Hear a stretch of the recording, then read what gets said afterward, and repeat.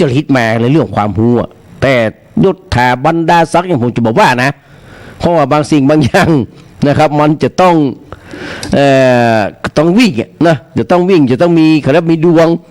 ต้องมีดวงตัวถึงจะเข้าได้นะฮะแต่ความรู้เนี่ยเราควรจะเรียนรู้ด้วยตัวเองแต่อย่างว่านะครับพี่น้องเรื่องการทุจริตคอร์รัปชันเนี่ยการประพฤติมิชอบเนี่ยมันบ่ได้มีแม้แต่สมัยนี้ต้องอ่านพี่น้องแต่แม้แต่ในสมัยพุทธกาล 2,000 กว่าปีมาแล้วมันก็มีการทุจริตนะประพฤติมิชอบเช่นเดียวกันดังที่มีการเล่าไว้ใน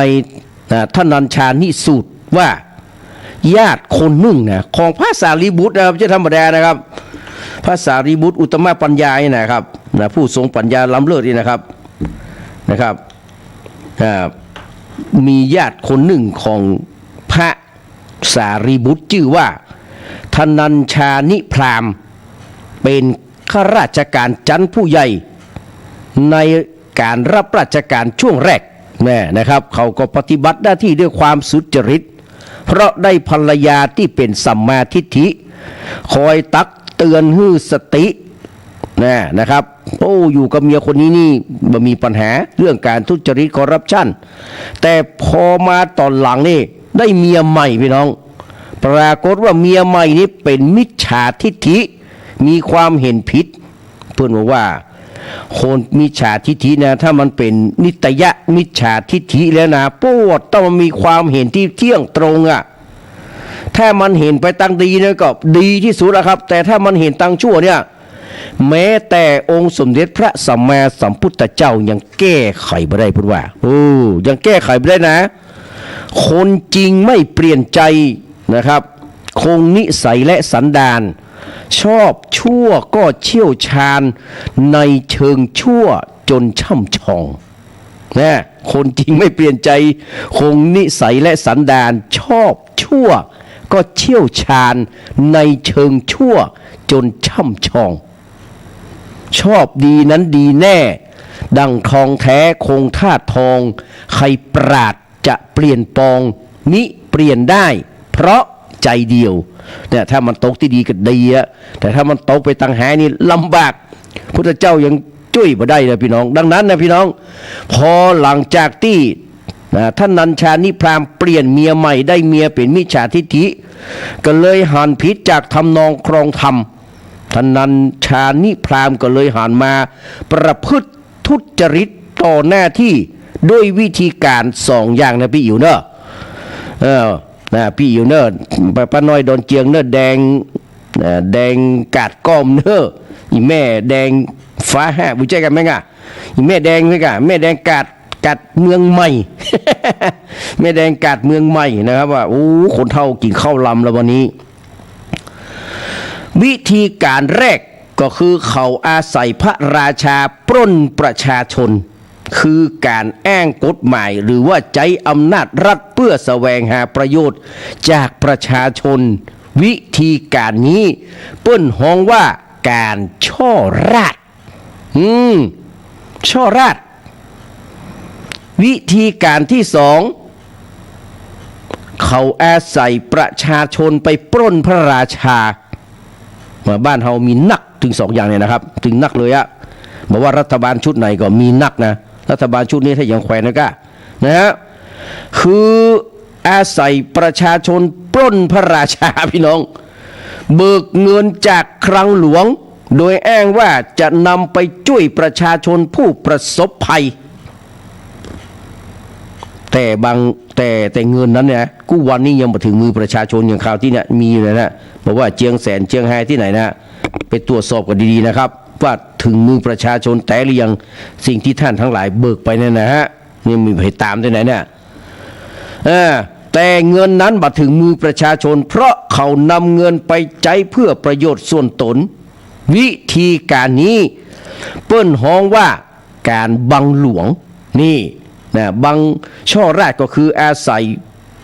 พระราชาปล้นประชาชนบังหลวงก็คืออาศัยประชาชนปล้นพระราชาอย่ามาเก่งแต่ว่าข้าราชการไทยเนี่ยต้องใส่คอละฆังสละ ไม้เอกและเกาะสละแอเนี่ยท่านอาจารย์พระครูสมุวิสุวัฒน์เนอะต่อมาเมื่อพระสารีบุตรได้ปะกับธนัญชานิพรามซึ่งเป็นหลานของตัวเก่าเนี่ยพระสารีบุตรก็ได้ถามว่าได้ทำการช่อราชบังหลวงตามที่มีผู้รายงานนะครับทราบแต่ก็ธนัญชานิพรามก็เลยสารภาพว่าได้เนี่ยอย่างอันแต่พระสารีบุตรก็เลยถามว่ามันเป็นจะได้ถึงเป็นจะอันธนัญชานิพรามก็ตอบว่าเหตุที่เขาทำการช่อราชบังหลวงนี่นะเพราะเขาต้องนำเงินที่ได้จากการทุจริตประพฤติมิชอบไปเลี้ยงพ่อแม่ลูกเต้าเข้าปั้นเมียแปลงทาสและกรรมกรพระสารีบุตรก็เลยตักเตือนธนัญชานิพรามซึ่งเป็นหลานของท่านว่าผู้ทำการทุจริตประพฤติมิชอบนี่นะตายไปแล้วต้องไปตกนรกหมกไหมสมัยนี้เขาบอกกลัวนรกเฮ้ยแต่เขาว่าเอาเงินไว้ก่อน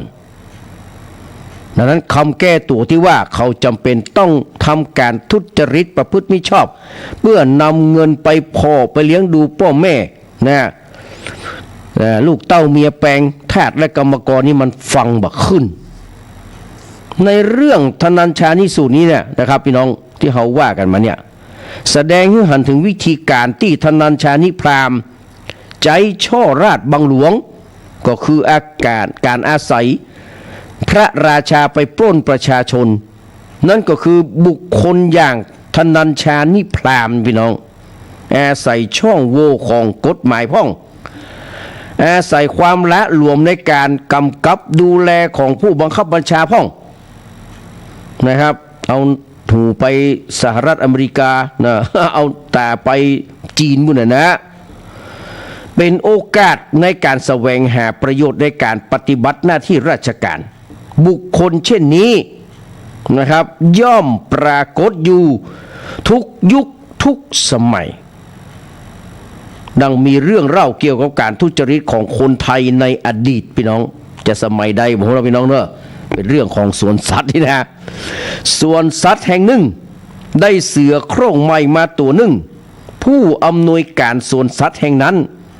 ตั้งงบประมาณเป็นค่าอาหารเสือตัวนี้นะวันละ1 บาทโอ้เงินสมัยนั้นนี่ถ้าจะนักอยู่พอสมควรเนาะเอาคิดว่า25 สตางค์นี่กินขนมเส้นได้3-4 จานจีถ้วยกันหรอ ดังนั้นค่าอาหารนะครับวันละบาทคือกับเสือครับผู้คุมเบิกเงินวันละ1 บาทไปซื้อเนื้อมาเลี้ยงเสือแต่เขาทำการทุจริตต่อหน้าที่ด้วยการเบียดบังเงิน1 สลึงก็คือเอาไป25 สตางค์เนี่ยไปเปลี่ยนของตัวเก่าก็ใช้เงินเพียงแค่75 สตางค์หรือว่า3 สลึงเอาไปซื้อเนื้อมาให้เสือกู้วันผลปรากฏว่าเสือบ่อ้วนสักเตื้อนะไม่แดงเนอะเสือบ่อ้วนขณะเอาไปกาดเมืองใหม่แล้วสมัยไม่แดงอยู่มันก็จะบ่อ้วนเลยนะคนที่มาชมสวนสัตว์ก็เลยไปฟ้องที่ผู้อำนวยการสวนสัตว์ว่างบประมาณค่าอาหารเสือนี่มันคงบ่พอขอให้ตั้งงบประมาณเพิ่มเหรอผู้อำนวยการสวนสัตว์เป็นคนรอบคอบสุขุมคัมภีรภาพพี่น้องก็เลยส่งผู้ตรวจการคนหนึ่งไปตรวจพอว่ามันเป็นจะได้ว่าเสือมันเลยบ่อ้วนผู้ตรวจการคนนี้ก็ไปตรวจอยู่3 วันก็รู้ความจริงว่าเงินแก้อาหารเสือเนี่ยมันถูกเบียดเบืองไป1 สลึงนะพี่พิสมัยนะลุงนุ้ยนะพี่พรพี่กรฟังอยู่นะเขาเลยขอส่วนแบ่ง ก็เลยขอส่วนแบ่งเป็นแก้ปิดปากแหม1 สลึงเสือได้แก้อาหารแค่วันละ50 ตังค์หรือว่า2 สลึงเสือก็เลยผอมลงอย่างได้เห็นได้ชัดเลยอะเหลือก็ซี่โครงแหละผู้มาแอวมาพอกสวนสัตว์หานว่าเสือผอมเรือเก้า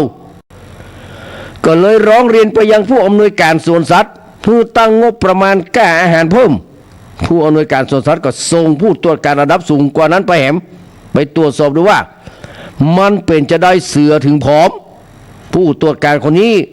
ไปตรวจอยู่3 วันเช่นเดียวกันก็รู้หูความจริงว่าเงินแก้อาหารของเสือเนี่ยถูกเบียดบังไป2 สลึงเนี่ยแทนที่จะไปสอบถามหาข้อเท็จจริง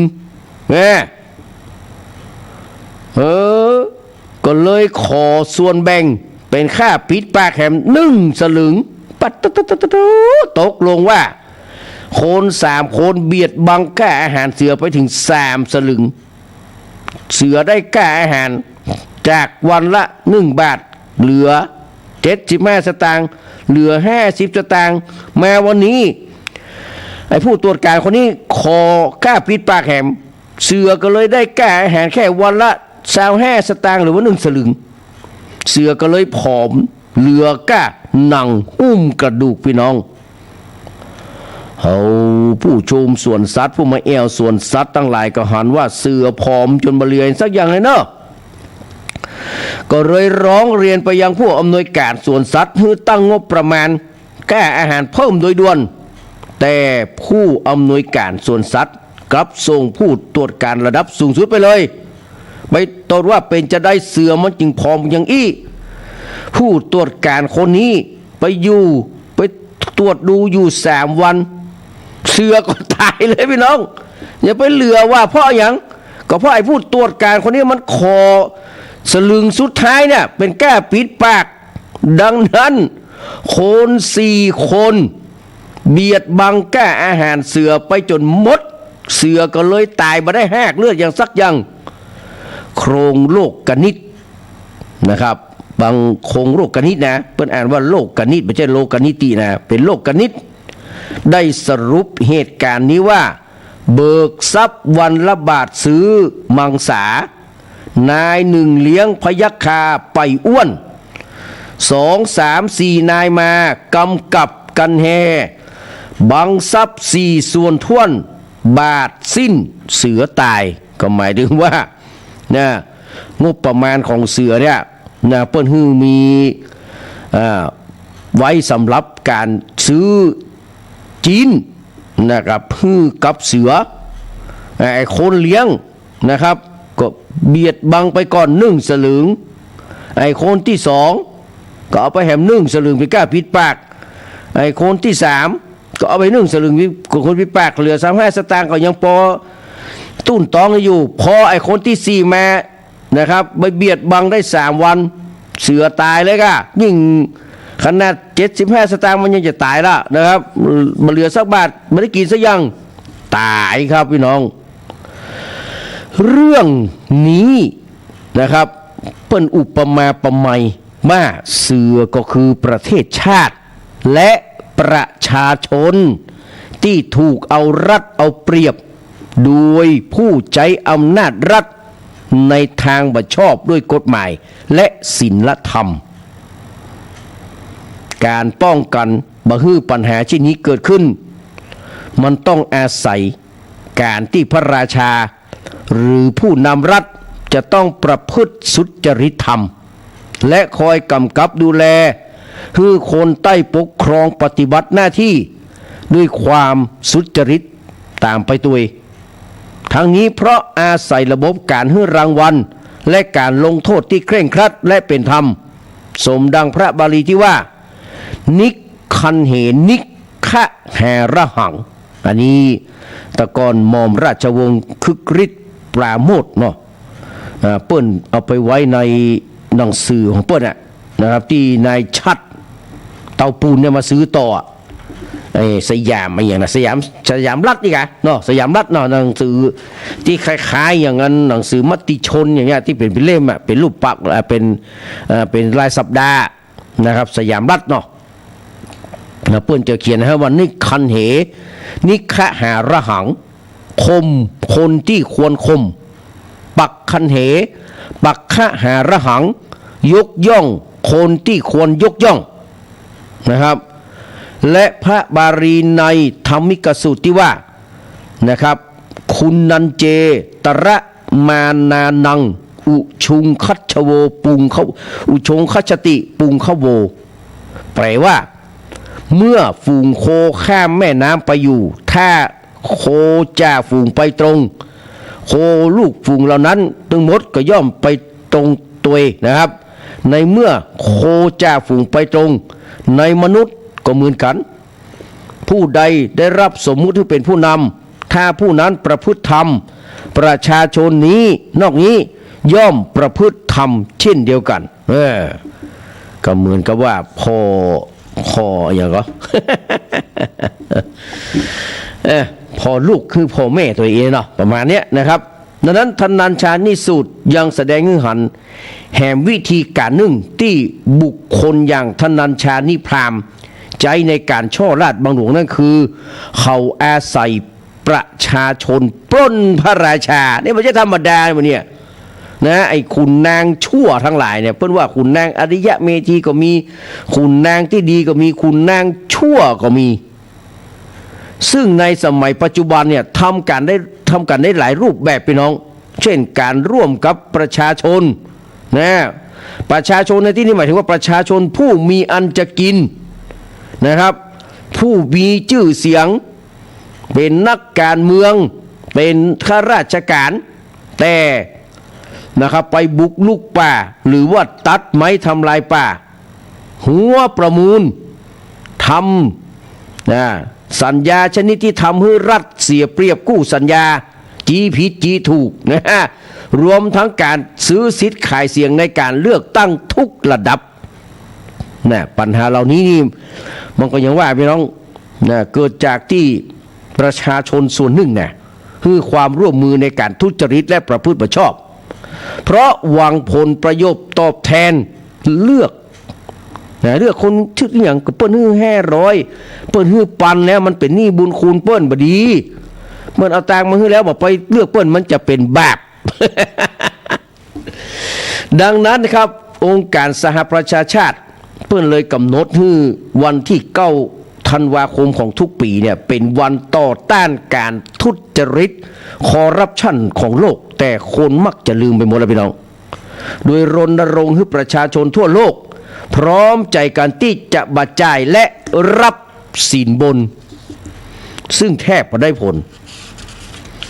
ผมจะรอดูว่าปีนี้นะครับประเทศไทยเราดัชนีหรือว่าคะแนนที่เกี่ยวกับความโปร่งใสนะครับของระบบข้าราชการไทยหรือว่าของประเทศไทยเนี่ยนะครับ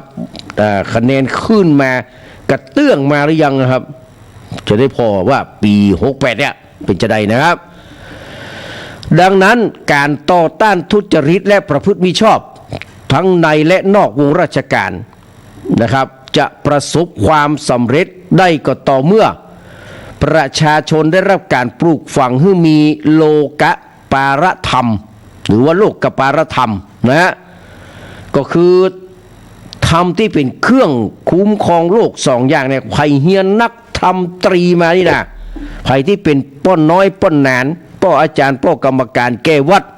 ที่เคยเป็นขยมแฮดเคยไปเฮียนนักธรรมมานี่นะครับก็จะท่องเลยนะครับทำอันเป็นเครื่องคุ้มครองโลกสองอย่างอีนะนะครับได้แก่ทำให้เป็นคนเป็นเทวดานะครับสองอย่างได้แก่หิริความละอายชั่วโอตตปะความเกรงกลัวบาปเพิ่นว่าทเวเมพิกเวสุกาธรรมาโลกังปะเลนติคือทำฝ่ายข่าวสองประการนี้นะครับย่อมคุ้มครองโลกสองประการสองประการนี้เป็นจะใดหิริ1โอตตปะ1เนี่ยเพิ่นฮ้องว่าเป็นธรรมเครื่องคุ้มครองโลกเป็นธรรมของเทวดาถ้าบ่มีธรรมเครื่องคุ้มครองโลกสองอย่างนี้นะเปิ้นว่ามนุษย์เฮาคนเฮานี่ก็ย่อมบ่แตกต่างจากสัตว์เดรัจฉานนะภาษิตหิโตประเทศเปิ้นว่าการกินการนอนการกลัวภัยการสืบพันธุ์ตึงสี่อย่างนี้เสมอกันในมนุษย์และเดรัจฉานทำเต้าอันที่ทำให้มนุษย์ต่างจากสัตว์ เดรัจฉานเมื่อปราศจากธรรมมนุษย์หรือว่าโคนเนี่ยมันก็เสมอกับสัตว์เดรัจฉานกินบี้ขี้นอนอย่างเดียวกันเลยสิ่งที่ทำให้แตกต่างก็คือธรรมเลยพี่น้องธรรมที่ทำให้มนุษย์หรือว่าโคนเฮาเนี่ยประเสริฐกว่าเดรัจฉานก็คือโลกะปาลธรรมนี่แหละนะครับธรรมฝ่ายขาวสองประการหิริความละอายแก่ใจโอตตัปปะความเกรงกลัวนะครับพระพุทธเจ้าเพิ่นตรัสไว้ในธรรมสูตรว่าถ้าทำฝ่ายข่าวสองประการนี้จะบ่พึงคุ้มครองโลกไซในโลกนี้ก็บ่เหลือคำว่าแม่ป้าน้าอาภรรยาของอาจารย์ หรือว่าภรรยาของครูนะครับปรากฏอยู่เจ้าโลกจึงนะครับจักถึงการผสมปนเปกันไปเหมือนอย่างแพะอย่างแกะอย่างไก่อย่างหมูอย่างหมาอย่างสุนัขจิ้งจอกฉะนั้นนะครับภิกษุทั้งหลายเพราะเหตุนี้ทำที่ฝ่ายข่าวสองประการนี้ยังคุ้มครองโรคดังนั้นจึงเหลือคำว่าแม่ป้าน้าอาภรรยาสามีนะครับเมื่อก็ยังปรากฏอยู่แต่ก็ยังว่าพี่น้องในสมัยนี้เป็นสมัยของยุคเท่าเทียมพ่อจ่ายเอาพ่อจ่ายไม่ยิงเอาไม่ยิง มันมีจ้างเต้าแน่มันมีจ้างเต้าหลังนะครับอันไหนๆนะครับได้หมดจะอย่างก็ได้สิทธิเสรีภาพนะครับนี่มันไปตรงข้ามกับกันว่าคำว่าคืดพี่น้องหลายสิ่งหลายอย่างที่มันคืดบ้านและคืดเมืองแต่คนรุ่นใหม่บอกว่ามันเป็นสิทธิอันชอบธรรมมันเป็นสิทธิและเสรีภาพที่มนุษย์หรือสัตว์ทั้งหลายควรจะได้ในเมื่อเกิดมาเป็นว่านะจะป่วยตัวแก้แพ้ไปที่ไหนจะไปมีเพศสัมพันธ์ในรัฐสภาก็ได้ล่ะไอ้หมู่สอสอนี่นะครับมีบางพรรคนะที่ไปย่างอี้นะไปจูบไปกอดกันจะไปมีเพศสัมพันธ์จะนั่งปกขากายงอนฟังเปิ้นพิปรายในสภาอย่างใดก็ได้จะแต่งตัวจะได้ก็ได้บัดแต่งโดยจะโปรยตัวล่ามกล้ามเข้าไปในสภาก็ได้หรอกมันเสนอนะไอ้พรรคการเมืองพรรคง่าวเนี่ยนะครับมันตึงอย่างเงี้ยนะครับแล้วมันจะอยู่ได้นะครับพี่น้องพรรคง่าวมีนะครับมีพรรคง่าวเนี่ยเยอะนะฮะมันความคิดมันเป็นอย่างนี้แต่หรอกนะฮะแต่ก่อนผมว่ามันเหมือนแน่มีปัญหาแต่พอมันเนี่ยอะไรนะครับโอ้พี่น้องหิริบ่เหลือละความละอายบ่เหลือนะฮะไอ้ความชั่วนี่นะครับเพราะเลยยังมีกฎหมายที่ต่อกระทำเหรอกระทำการอันเป็นที่น่าอับอายต่อสาธารณะดีนะมันไอ้พวกนี้ว่าจะไปแก้หมดอะกฎหมายวันนี้บอกเอาว่าเป็นโคนนี่ได้ก็ได้อะให้แก้ตัวป่วยตัวแล้วแก้มันตัวหรอมันที่ตัวคิงเหรอมันที่ตัวไผ่ตัวป้อไผ่ล้อมว่าน่ะเขาคิดมันไม่อีหมดครับไอ้พรรคการเมืองพรรคเนี่ยไปสอบเลยเขาว่าเป็นพรรคไหนอะนะมันกึดอี้เลยนะผมเคยไปสัมภาษณ์มาแล้วมันกึดอี้เลย มันแน่กลัวพี่น้องคืออีกที่แน่กลัวขนาดต่อไปนี่มันต้องมีแล้วนะครับถ้าเอาขาดทำข้อนี้นะครับดังนั้นการแก้ปัญหาที่จะให้การทุจริตคอร์รัปชันลดลงไปหรือว่าหมดลงไปเนี่ยเราต้องปลูกฝังฮิริโอตตัปปะฮิริคือความละอายนะครับเกรงกลัวต่อบาปคือโอตตัปปะเนาะเพราะว่าความกลัววิบากหรือว่าผลของความชั่วที่จะตยมาเนี่ยคือกับชีวิตเนี่ยกลัวนะครับความกลัวผลร้ายเนาะที่จะตยมาสิ่งเหล่านี้ถ้าคนมันยับยั้งชั่งใจได้มันก็สามารถแห้มนะครับบอกให้คนทำชั่วได้ผลร้ายนั้นจะได้ทั้งทุกข์ในชาตินี้และชาติหน้าท่านก็เลยเปรียบโอตตัปปะเนี่ยเหมือนกับความรู้สึกของคนที่หันทานเพลิงไฟนะครับที่ลุกโชนแล้วบักแก้ที่จะไปยับเพราะกลัวความร้อนมาลาดมันนาดมาเผามือตัวเก่านะครับเปิ้นเลยมีกลอนที่ว่าถ้ารักตัวกลัวกรรมอย่าทำชั่วจะหมองมัวมนไม่ไปเมืองผีจึงจงเลือกทำแต่กรรมดีนะที่มันดีนะครับจะได้มีความสุขพ้นทุกภัยพี่น้องดังนั้นก็ ขอฝากไว้กับทุกคนทุกท่านเลยนะครับว่าการทุจริตคอร์รัปชันนั้นมีนะครับทุกทั่วโหระแหงมีตั้งแต่บ้านเนี่ยในบ้านเป็นต้นไปมีตั้งแต่การปกครองส่วนท้องถิ่นเล็กๆจากอบต.นะครับจากเทศบาลจากเทศบาลตำบลเทศบาลเมืองเทศบาลนครไปจนถึงการปกครองพิเศษพัทยากายนะครับจนไปถึงการปกครองระดับจังหวัดนะครับระดับภูมิภาคระดับส่วนกลางมีให้เห็นกันอย่างแน่นอนเปิ้ลบอกว่าในประเทศไทยเนี่ยถ้ามันไม่มีการทุจริตคอร์รัปชันถนนทุกเส้นในบ้านนี้เมืองนี้เนี่ย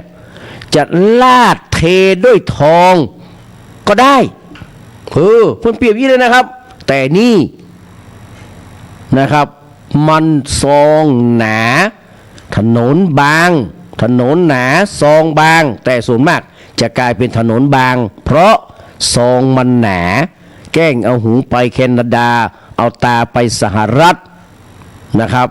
คนที่จะต้องเสียภาษีเรื่อยๆก็คือหมู่เฮาท่านทั้งหลายนะรถเพิ่นบอกว่าไม่ให้ขี่ไม่ให้บรรทุกเนาะบ่คือบรรทุกนะเกิน21 ตันมันยอกไป100 กว่าตันจ่ายตังเรียบร้อยมีสติกเกอร์เรียบร้อยไม่มีการจับเนี่ยไม่มีการจับพี่น้องไปสอนนะครับเป็นยี่หมดอะแล้วเขาจะเนี่ยจะได้พี่น้องคิดไปกับปวดหัวพี่น้องฟังเพลงดีกว่าฟังเพลงที่อีน้องหญิงขอมาเนอะนะครับบ้านเรือนเคียงกันนะครับชายเมืองสิงห์แล้วก็พ่อแก่แม่เฒ่าแล้วก็กาข้าพริกฟังให้มันสะดือปริ้นไปเลยนะครับเดี๋ยวท่านที่ขอเพลงมาได้ฟังจูบมัดจำยังแถมรอยรักในอารมณ์ให้แหมนะฮะเสียเส้นหรือว่าโทนเนี่ยที่แดงการก้อมขอมาเนี่ยเดี๋ยวได้ฟังกันทั้งนั้นเลยนะครับฟังก่อนเดี๋ยวก็มาอู้ถึงเรื่องนะครับอาจารย์2 คนเนี่ย2 คนหนึ่งนี่นะฮะไปตั้ง3 กีบแหมคนหนึ่งไปตั้งใดกับหัวนะฮะปรากฏว่าสวสีน้ำเงินสวหัวการเลือกตั้งไม่ถูกตาต้องใจไม่บัดต้องชะตาเว้ยมันบักเข้าตากูนะกูบอกมึงเป็นพี่น้องเสียดายคุณสมบัติความดีความสามารถของบุคคลนั้นๆนะเนี่ยบ้านเมืองเขาเนี่ยฝากไว้ก็ไอ้สวแน่ขี้ข้าเนี่ยครับสวเจ้าใหม่เขามาแน่ใจนะครับมี2 ครั้งเนี่ยนะไปขี้ข้าสีน้ำเงินก่อนถ้าไปขี้ข้ามาให้หันหน้าด้วยหรอนะครับจะเตะที่ฟังนะถ้ายังไปขี้ข้าของไอ้ภาคสีน้ำเงินนี่นะครับผมว่าบ้านเมืองเขาบันไลแน่นอนนะครับไปบรรลอดแน่นอนครับว่านะครับเอาไผ่ครับคุณยังจะบอกว่าผมได้ดูถูกคนที่เปิ้นจบป .4 เปิ้นเป็นหมอบ้านเปิ้นเป็นนั้นมาได้ดูถูกนะครับงานเปิ้นก็ดีนะแต่การที่จะไปเป็นวุฒิสมาชิกสภาสูงและไปเลือกองค์กรอิสระอย่างกกต.อย่างศาลรัฐธรรมนูญอย่างปปช.อย่างเงี้ยอย่างเงี้ยครับจะเอาตาสีตาสายายมียายมาไปเลือกมันบัดได้นะมันบัดได้ครับเพื่อก็เหมาะแห่งสถานการณ์นึงนะพี่น้องคืนเฮาปล่อยบ้านเมืองให้เป็นยิ่มนะชิบหายอย่างเดียวอะรับรองว่าชิบหายครับนี่ก็อยากให้DSIกกต.นะครับได้สำนึกแต่ครับว่าไอ้สวหมู่นี้เนี่ยสวะทั้งนั้นเลยนะครับเนี่ยไอ้170-80 ตัวเนี่ยนะสวะนะจะเลือกนี่โอ้โหต้องเตลไปที่บุรีรัมย์อ่ะต้องไปที่บุรีรัมย์ไปบ้านไผ่บุหูครับผมหูจักครับต้องไปกราบนะอันนี้ไปกราบเลยครับไปกราบเพลวางขาครับมันยังมึงเลยอ่ะโอ้มาคุณมัน3 กีบผมไม่ให้ต้องปากตุยถึงจะได้ล่ะฟังครับพี่น้องมาฟังบ้านใกล้เรือนเคียงครับอันนี้บัจใจเพื่อนนาน74นะครับที่อู้นี่นะนี่ปิ้นนานอินสมนะครับ ถ้าว่าปีนา74ก็คืออยู่ในวิหารครับจะบอกอู้อย่างอี้นะ อันนี้อยู่ในสถานีอู้อย่างนี้ครับ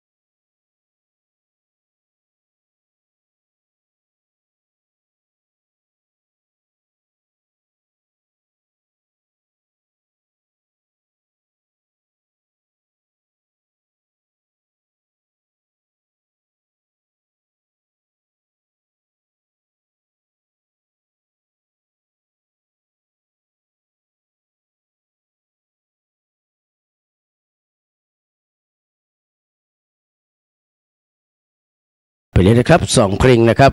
3เพลงกับชายเมืองสิงห์นะครับแมนซิตี้ไรออนนะครับยังเป็นศิลปินแห่งชาตินะครับที่ประทับใจหมู่เฮามาจนถึงทุกวันนี้นะครับโอ้ไม่กล้าข้าพลิกอย่าตุกติกไหลควันตาตัวจะดำก็หา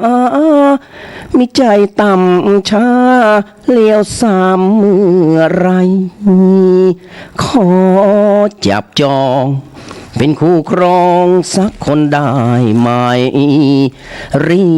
บตอบเรียวไว้จะได้หาตังซื้อทองแต่งงานนะครับขอบพระคุณท่านอาจารย์ชุมพลเนอะนะครับแฟนเดิมมันบะหมี่หายแซ่บไปเลยนะครับร้องกินน้ำงามแท้แน่เป็นวงธรรมชาติที่เรามามีละไปทางใดหรอนะฮะโดยจัดเพลง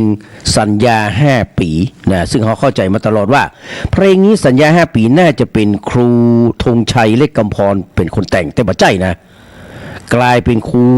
การการุณวงศ์ครับเป็นคนแต่งเพลงเนี่ยสัญญา5 ปีนะกับสายยันนะมันน่าเชื่อนะครับแล้วก็เพลงแอบรักแอบมองนะครับแอบรักแอบมองมอบให้กับอาจารย์จุมพลเนอะจุมพลทาทองนะครับแล้วก็แฮมหลายคนหลายท่านนะครับที่ขอเพลงแม่ประดาเนอะอยากจะฟังเพลงสายันตั้งไว้ให้หลายเพลงเลยครับคนชื่อเดือนเนี่ย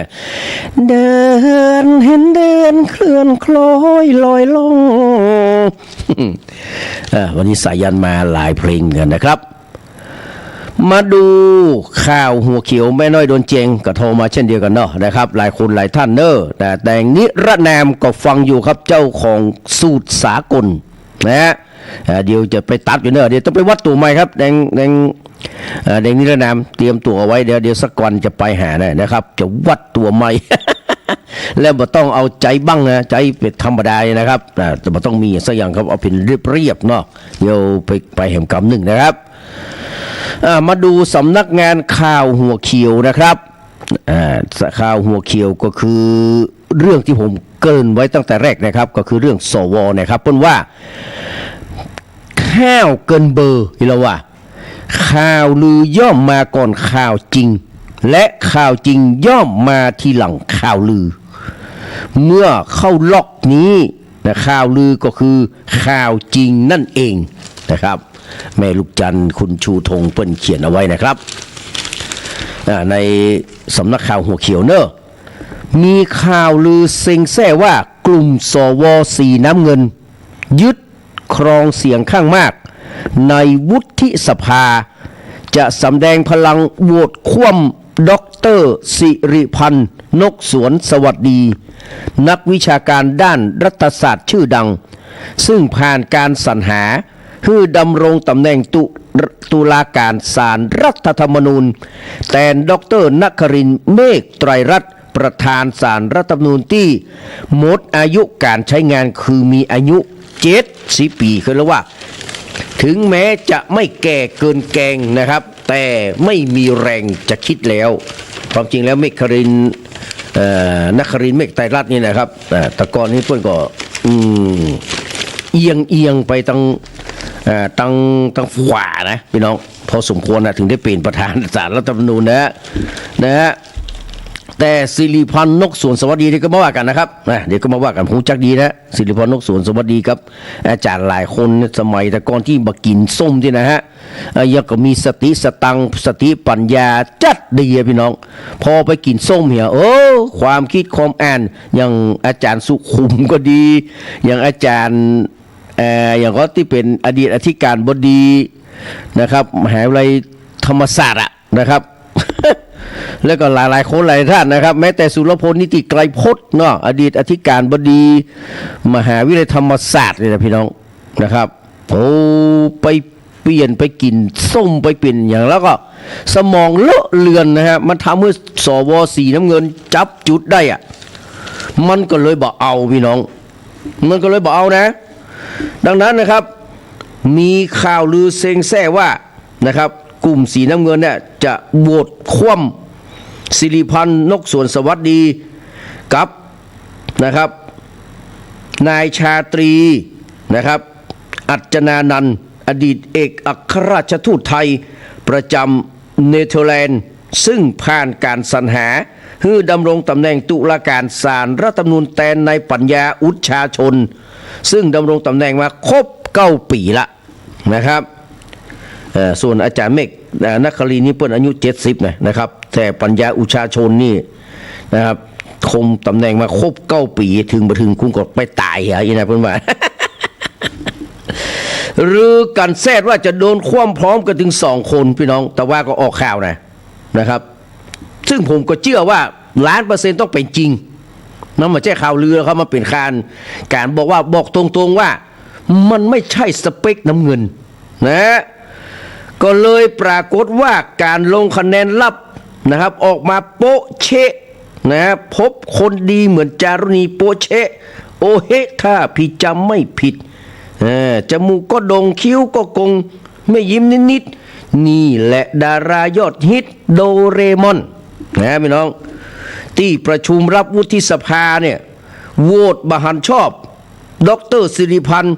เป็นตุลาการศาลรัฐธรรมนูญนี่จำนวน136 ตัวนะมันไม่ใช่คนครับมันเป็นตัวนะ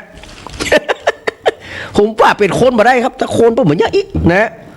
คนระดับสิริพันธ์เนี่ยมันจะเป็นสีได้กับจ้างนะครับสมองมันใจได้นะ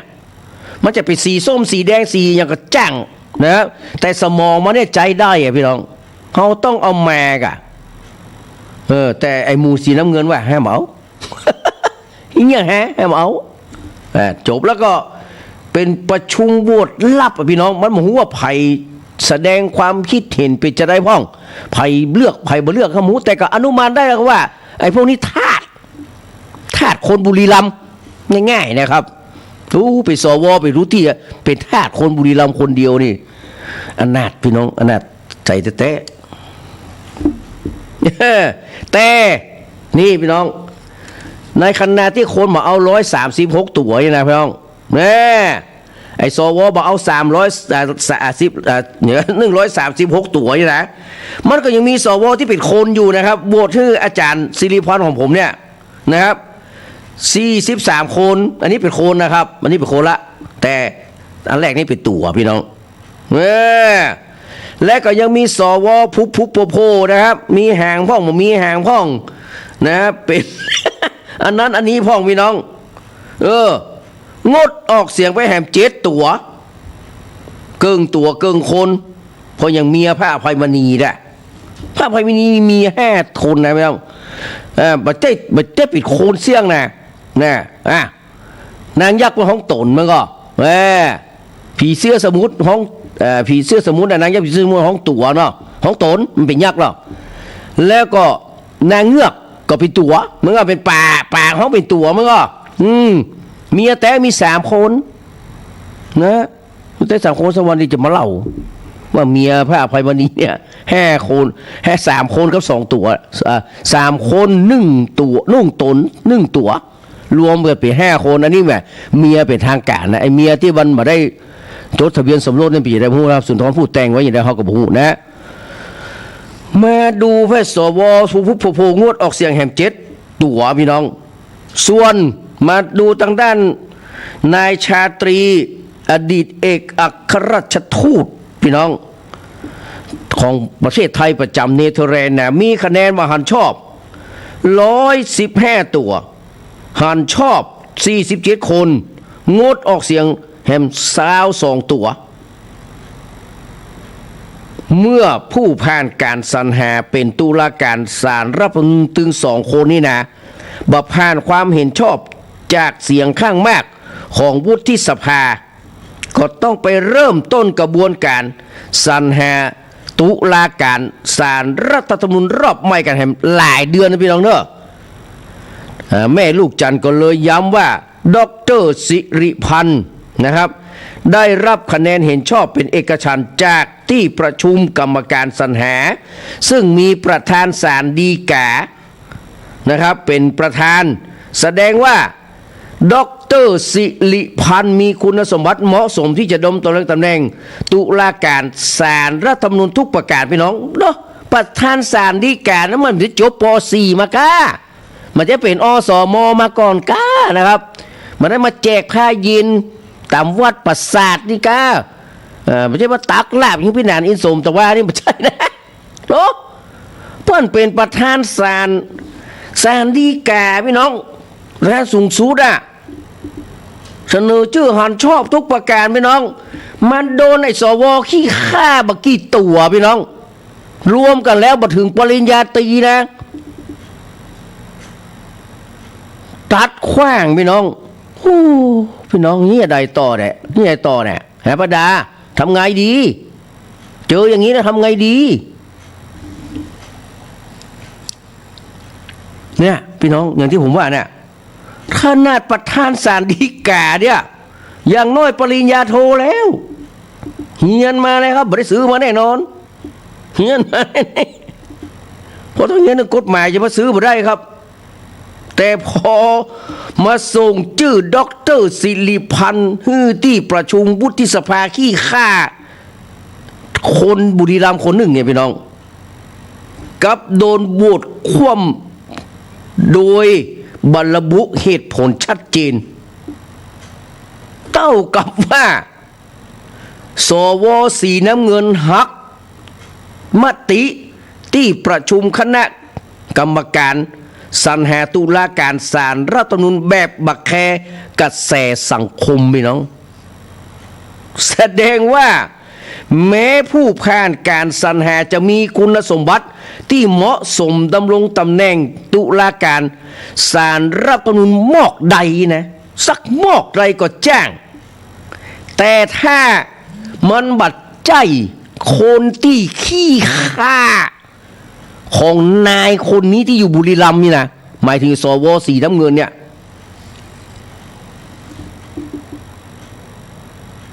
งั้นบัดใจคนที่สว.สีน้ำเงินต้องการดันก้นให้เป็นตุลาการศาลรัฐธรรมนูญก็จะต้องถูกเตะกระเด็นตกปืนกระล่างปืนกระล่างสภานะแบบเดียวนะเพราะกระล่างสภานี่ก็ไผ่คนสร้างพี่น้องก็ญาติโกโหติกาของไอ้สว.สีน้ำเงินนี่แหละครับเจ้านายของไอ้สว.สีน้ำเงินนี่เป็นคนสร้างเนี่ยสภาเนี่ย ตกใต้ถุนหรือว่านะครับปืนกระล่างแบบเดียวกับดร.สิริพันธ์และนายชาตรีโดยโดนนอกคว่ำเข้าเมาไปแล้วเมื่อแต่ว่าวันซื้อเนี่ยนะเรียบร้อยเลยเก็บจะเป็นเรียกว่าเก็บกองใส่ของเรียบร้อยเก็บช้อยปิดฉากนะเหมือนกับเมืองไทยใส่ไอ้รัสเซียวันนั้นนะครับฝอยรัสเซียนี่มันหนีไว้ขนาดละคนอื่นนี่กลัวตายครับตีก็มาเนี่ยเมากล้ากลัวเตะขาวิทไปเตะขาวิบ้านไอ้นี่เอามัดเอาใส่เอาคันหลังจระเข้ฟาดหางใส่ไก่กลางสับก้าคนรับมาหลายเพราะมวยง่าวนะครับมันก็เลยการวันนั้นเนี่ยนะครับที่ตะวันวันศุกร์เนี่ยเมื่อวันที่ผ่านมาที่เมื่อกี้วันเนี่ยนะครับวันศุกร์เนี่ยนะครับผมก็มีโอกาสได้ดูเนี่ยจบจากที่ไหนไปเนี่ยที่ไหนลูกเนี่ยกันเนี่ยลูกที่ไหนไปสักทีเนี่ยนะครับไปพอมวยโอ้ปรากฏว่าไอ้เมืองไทยมันเอาแต่ไล่เงียมาจนหมดแหงอ่ะแต่ก่อนนี่มาไอ้นักมวยไทยมันขี้ขาขี้กลัวไงนะฮะกล้ากลัวเตะแขนล่นเตะแขนล่นมันคือหมายว่าเตะมาเปิ้ลมาถูกแล้ววิทย์ไปได้นั้นหันหลังเอาศอกกับใส่ปลายแก้มมันก็เอาตีนตั้งแน่รับพองแกเนี่ยสมควรตายแล้วแบบนั้นนะมวยแบบนั้นนะแต่วันนั้นนะครับขึ้นไปในไผ่ก็ว่าเมืองไทยจะไล่ตันไอ้นี้ก็ปอดตบปดก็ว่าไล่ตันเอาตึงศอกตึงเตะตึงไงอันนั้นมันไม่ใช่การฝีมือนะมันการเพราะมันหมดแหงมันแบบเกยไผ่เตียวข้อแหงมันก็เลยไปแบบเป็นเพราะปกติมันเตียวข้อแหงไงเพราะว่านักมวยไทยมันเป็นขี้กลัวยังขี้ขึ้นสมองอ่ะมันเลยกลัวแต่เมืองไทยมันแบบกลัวไอ้นี่ก็เลยไปแบบเป็นการนอกแบบว่ามีลายเลยอ่ะมันไม่ได้เก่งหรอกครับนักมวยเมืองนอกอ่ะแต่นักมวยใครมันมาเอาไหนมาขี้ขามาขี้กัวขี้ขานซ้อมนะก็เต้นเนี่ยเต้นปัญจ้างมาเต้นอยู่มวย5 ยกอ่ะมาถึง3 ยกเต้นแล้วครับเต้นแล้วยก4นะ ตีให้น้อยยกแห่ออกมาเต้นคนละมุมกรรมการที่เป็นคนพวกก็ไล่ลงเนี่ยกรรมการที่เป็นควายก็ยืนพอมาได้นักแต่เป็นควายนักกว่าคนนะกรรมการที่ไปตัดสินมวยแห่ยกเนี่ยมันไม่ใช่คนนะครับเป็นควายเป็นส่วนใหญ่นะขนาดเต้นออกทีวีก็ยังปล่อยเขาตีกันจนโคบแห่ยกแต่กรรมการบางคนเนี่ยเปิ้นบอกเอาไว้เลยฮะเปิ้นไล่ลงเลยยุติการชกท่านผู้ชมครับมวยคู่นี้ไม่มีการตัดสินเนื่องจากว่าทั้งคู่ไม่ชกกันเนี่ยมันสะใจดีครับต่อไปมีโทษคือมันต้องเข้าเวทีพี่เลี้ยงแนววอกนะครับมันต้องมันเข้าเวทีนะครับคือมันโดนแห้มคนสัก5-6 เดือนสักปีหนึ่งเนี่ยพอเวทีมันจะเจ๊งก่อนนะ มันแน่ใกล้นะครับเป็นนักมวยเปิดขึ้นมาตีกันมาเต้นเห็นนะก็มือก็สวด้วยครับพี่น้องไผ่บ่ฮู้ครับคะแนนประธานศาลฎีกาเนี่ยมีคุณวุฒิที่ขนาดไหนนะมีคุณวุฒิที่ขนาดไหนเนี่ยประธานศาลฎีกาเนี่ยพี่น้องมาโดนไอ้หมวนกระจอกงอกง่อยแต่ไปขี้ข้าของนักการเมืองบุรีรัมย์พี่น้องเตะสกัดเลยบ่ฮื้อเข้าเลยมันไม่ใช่คนของกูนะลองส่งไอ้ขี้หมูไอ้ขี้แหม่ไปนะถ้ามันเป็นสีน้ำเงินเนี่ยมันเอาแน่นอนพี่น้องเดี๋ยวถ้าขอสมัครเป็นไอ้สีน้ำเงินก่อนเบ้ยนะดังนั้นพี่เป็นที่น่าสังเกตพี่น้องคะแนนโหวตเห็นชอบดร.สิริพันธ์นี่นะครับ136 คะแนนเป็นตัวเลขที่ใกล้เคียงกับข้อมูล DSI ที่ระบุว่าการหัวเลือกตั้งสวทำให้ได้เป็นสวถึง138 คนเนี่ยมันจะใส่สีเดียวกับว่าไอ้มูเนี่ยนะมันไอ้ขี้ข้ามูเนี่ยมันจะแต่งตัวคล้ายๆกันเลยนะฮะสีโทนสีของมันนะน้ำเงินมาก่อนแล้วนะคะแนนขาดไปจิบแค่2 คะแนนพี่น้องแม่ลูกจันมองว่าตี้ตลกบักคำก็คือก่อนการลงคะแนนลับมีสวหลายคนขวายคนลุกอภิปรายสนับสนุนดร.สิริพันธ์และนายชาตรีว่ามีคุณสมบัติที่เหมาะสมที่จะดำรงตำแหน่งตุลาการศาลรัฐธรรมนูญทุกประการแต่ในที่ประชุมวุฒิสภาบ่มีภัยแสดงความคิดเห็นเป็นอย่างอื่นแม้แต่คนเดียวแต่พอลงคะแนนลับดันมีสวโหวตบังหันชอบเกินกึ่งสภาเนี่ยเปิดเลยว่าหันลิดสวสายหัวหรืออย่างไรโยมตั้งหลายเหยเขาจะปล่อยให้ไอ้สวหัวหมู่นี้นะมาปกครองประเทศชาติไม่เหมือนกับปกครองเลยครับเพราะมันเป็นคนคัดเลือกองค์กรอิสระเนี่ยปปงปปชนะครับตุลาการศาลรัฐธรรมนูญกกตเนี่ยอย่างไอ้สมชัยนะมันที่เอาแน่นะว่าไอ้สมชัยส่งประกวดรอบต่อไปเนี่ยมันจะเอาหรือว่านะครับแล้วก็หลายคนหลายท่านครับเสียดายความหูนะเขาพอว่าคนที่ต่อไปเนี่ยนะครับมันจะเป็นจะได้อันนี้สำหรับคุณชาตรีผมหูจักครับแต่ว่าทางด้านคุณสิริพันธ์นกสวนสวัสดีเนี่ยแน่นอนครับแต่ก่อนนี้เปิ้นเป็นประชาธิปไตยสายสีแดงยอมรับแล้วอาจารย์สิริพันธ์นกสวนสวัสดีเนี่ยเปิ้นจะมาปกป้องนะครับคนเสื้อแดงเปิ้นปกป้องการแสดงออกเรื่องประชาธิปไตยช่วงหลังๆก็เหมือนกับอาจารย์จินตนาของมันเนี้ยนะครับที่เปิ้นไปเนี่ยอาจารย์เนี่ยไม่กันเนาะที่เปิ้น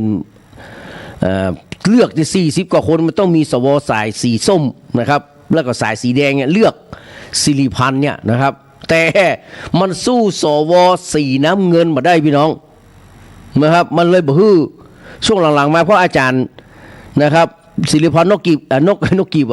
กสวนสวัสดีเนี่ยเปิ้นไปกลายเป็น3 กีบและก็เป็นพรรคเป็นผู้สนับสนุนนะครับพรรคก้าวไกลพรรคอนาคตใหม่พรรคก้าวไกลแล้วก็พรรคประชาชนเนี่ยนะครับก็ทางด้านสวสีน้ำเงินก็เลยบ่เข้าตาก็เลยบ่เข้าตานะครับก็เลยโหวตเลยไม่เอานะครับไปซ้อหามาใหม่พี่น้องเนี่ยบ้านเฮานี่มันเป็นจะอี้นะครับแล้วมันจะไปเจริญได้จะด้อยนะมันบ่สามารถจะไปเจริญกว่านี้ได้นะครับดังนั้น DSI ก็ดีกกตก็ดีนะครับต้องเอาจริงเอาจังกับเรื่องสวที่มาหัวกันนะครับแล้วก็แม่เนี่ยอย่างเงี้ยพี่น้องมันบ่สมควรเนอะนะครับอันนี้ก็ฝากไว้กับทุกคนทุกท่านตัวเองนะครับ มาดูสืบเสาะอารมณ์สื่อนะครับสืบเสาะอารมณ์สื่อพี่น้องนะครับเรามาดูสืบเสาะอารมณ์สื่อวันนี้ก็ไม่ได้อ่านมาเหมือนกันครับมาอ่านพร้อมกับบรรดาพ่อพี่น้องนี่แหละนะครับเพราะว่าไม่มีเวลานะครับตอนเช้าก็ไปช่วยงานที่วัดสวนดอกมานะฮะเป็นงานหลวง100%นะมาดูครับคุณเพลิงสุริยะเพิ่นเขียนไว้ว่านะครับของเล่นใหม่ของพี่โทนี่พี่โทนี่ก็คือท่านนายกทักษิณชินวัตรนี่นะครับที่เมียแดงกาดเมืองใหม่สอบแต่เป็นว่าของเล่นใหม่ของพี่โทนี่นะครับก็คือซื้อหนี้คนไทยนโยบายขายฝันชุดใหม่พูดขึ้นกลางเวทีนะครับMeet and Greet คนเสื้อแดงนะมีดก็คือปะกันแล้วก็กรีดกลุ่มภาคเหนือตอนล่างที่เมืองพิษณุโลกนะคุณพ่อนายกอธิบายว่าช่วงปลายสัปดาห์ที่ผ่านมานั่งคิดดังๆกัน2 คนกับนายกลูกสาวแพทองธารชินวัตรจะใดคือหนี้สินของคนไทยหมดไปได้เพราะวันนี้ครัวเรือนนะครับเยอะมีหนี้นักขนาดเลยนี่ครัวเรือนนี่นะก็เลยนั่งกึดดังๆว่าจะซื้อหนี้ในระบบถึงหมดซื้อหนี้นะครับของประชาชนออกจากระบบธนาคารแล้วให้ประชาชนก้อยๆผ่อนบ่ต้องชำระเต็มจำนวนเพื่อมาเริ่มต้นชีวิตกันใหม่ยกออกจากเครดิตบูโรให้หมดและให้เป็นคนบริสุทธิ์พุทธพองทำมาหากินใหม่โดยบ่ต้องใจเงินรัฐสักบาทให้เอกชนลงทุนแต่นเนี่ยอย่างที่ผมบอกนะฮะนะครับเปิ้นบอกว่าบ่ใจว่าคุณทักษิณจะบ่หูสภาวะกระเป๋าฉีกของการคลังประเทศไทยนะฮะท่านทักษิณหูดีว่าวันนี้รัฐเป็นหนี้เยอะขยับอันยังก็เป็นหนี้ไปหมดจึงต้องสร้างหนี้ให้น้อยที่สุดและสร้างโอกาสให้คนไทยนักที่สุดนะอู้ง่ายแต่ทำยากแต่นะครับก็ยังจะทำพี่น้องก็ดีกว่าบ่ทำนะพี่น้องเนาะมาดูข้อมูลจากศูนย์วิจัยกสิกรไทยพี่น้องเมื่อปี 2567 ชี้ว่าคนไทยมีหนี้ครัวเรือน 16.32 ล้านบาทพี่น้องหรือ89.6% ของ GDP นะครับโอ้นะครับคือรายได้เนาะนะครับของรายได้เนี่ย GDP เนี่ยในประเทศนี่เนี่ยพี่น้องนะครับขณะที่งบประมาณปี2518อยู่ที่ 3.8 ล้านบาทหรือว่า19.2% ของนะครับgross นะครับ domestic product เรียกว่าผมหูเรื่องหูแล้วนะครับคือผลิตภัณฑ์มวลรวมนะครับผลิตภัณฑ์มวลรวมในประเทศไทยนี่นะครับแต่ก่อนเขาจะไปเอาข้าวของเพราะคำว่าดอมเนี่ยนะในประเทศไทยดอมแล้วก็ของต่างประเทศนี่ว่าอย่างเขาลืมไปละอยู่สมัยที่ผมทำงาน Import Export นะครับก็ผ่านมาหลายอย่างนะขณะที่ข้อมูลสถาบันวิจัยเศรษฐกิจนะครับของป่วยอึ้งภากรเมื่อปี2566ระบุว่าคนไทย25.5 ล้านคนหรือมากกว่า1 ใน 38.2% ของประชากรมีหนี้เฉลี่ยอยู่ที่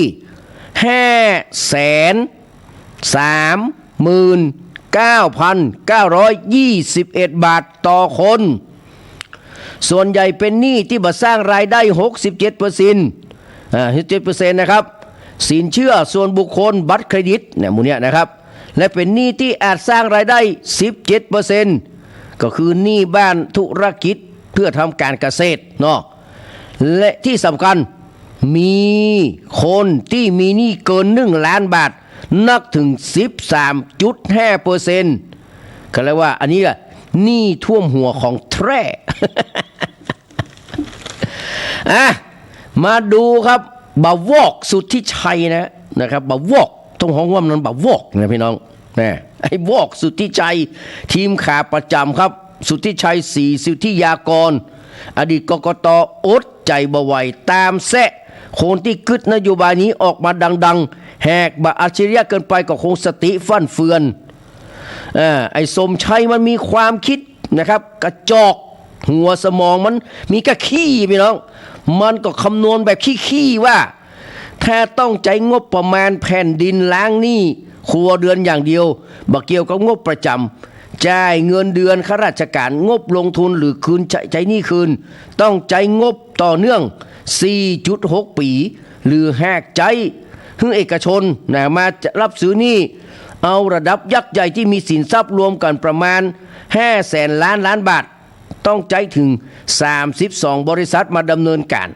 หากคิดดอกเบี้ยก็จะเหมือนธนาคารนะครับซอพิษพระราชบัญญัติธุรกิจสถาบันการเงินเนี่ยมันก็ว่าได้ที่ครับพี่น้องก็คือมันแง่ไงครับปัญญามันมีแค่อันน่ะมันจะไปเกิงขี้ตีนนายกทักษิณนะครับหัวคิดอย่างไอ้สมชัยอ่ะนะฮะในเวทีเดียวกันครับนะสทรนะที่อาจจะใจในวันพุธวันฮือนะสทรในสภาพี่น้องหรือว่าเจ้าพ่อคุณทุนหัวนะในเวทีเดียวกันครับสทรยังฟาดไปถึงรัฐมนตรีพรรคร่วมรัฐบาลที่ทำตัวเป็นจระเข้ขวางคลองคอยคัดแข้งคัดขาการเดินหน้านโยบายของรัฐบาลนะว่าวันนี้เงินยังอยู่ในกระทรวงต่างๆแห่งนักใจแจ้นะพ่อมาแห่จำเริญได้นั่งทับเงินทับทองจำนวนนักฟังใจน้อยเตอะเงินจะได้ถึงประชาชนวุยประเทศจะได้เดินหน้านะก็ใช้ทั้งไม้นุ่มและไม้แข็งทั้งไม้นวด ทั้งนวดทั้งบีบพ่อมหาจำเริญช่วยกันพ่องเตอะช่วยกันน้อยเตอะถ้าพ่อมหาจำเริญมาทำตัวนะครับมาทำนี่นะตัวภัยตัวมันเนอะมันจะต้องช่วยถ้าบ่อย่างอันบ้านเมืองไปบ่ได้แต่นะครับพ่อจำเริญทั้งหลายครับพ่อมหาจำเริญทั้งหลายหูแล้วเปลี่ยน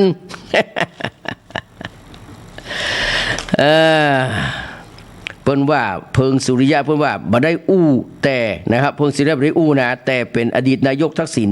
ได้นิยามเองกับสทรแปลได้2ความหมายนะครับเสือกทุกเรื่องก็ได้เพราะเป็นห่วงพี่น้องประชาชนหรือว่าจะเป็นสุดที่รักก็ดีถ้าเสือกแล้วทำงานดีก็เลยเป็นสุดที่รักของประชาชน น่าจะเป็นตลัง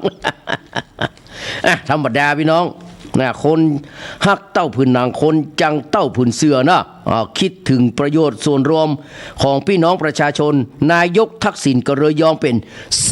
ทรพี่น้องถ้าไม่สทรแล้วจะทำยังไงครับนะไอ้หนูก็บ่เอาเนี่ยนะครับไอ้ตุยก็บ่เอาไว้นะครับ